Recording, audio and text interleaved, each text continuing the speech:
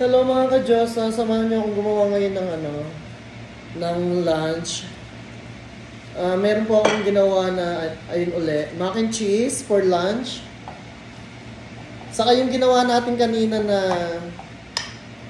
na egg and tuna, ayun po yung kapartner ng mac and cheese nila ngayon para sa lunch. Ayan, hindi ko nagamit yung isa kong lagayan kasi pinaggawan ko siya ng grahams. Kaya hindi ko siya nagamit. Ayan, hindi ko na isalin ngayon. Ngayon, ang model natin, yung kaldero. Diba? Carry balls na yan. So, ayan. Ito yung, yung ginawa ko. Na-mix ko na kanina ngayon. Tapos na siya. Tapos ipapalaman ko lang. Ayan.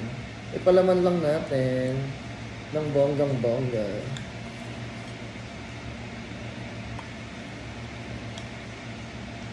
Naku, Diyos ko, busog na busog sila nito. Talagang ubos, walang matitira talaga. Pag ito pagkain nila, minsan kasi talaga nagre-request sila ng pagkain nila. Kung ano yung gusto nilang kainin. Ayan, hindi ko na muna sila bibigyan ng dessert. Mamayang gabi, yung ginawa nating na grahams, ayun yung ipapadessert ko sa kanila. So, abangan nyo yung aking video para sa kanilang dinner. Thank you so much. Bye-bye!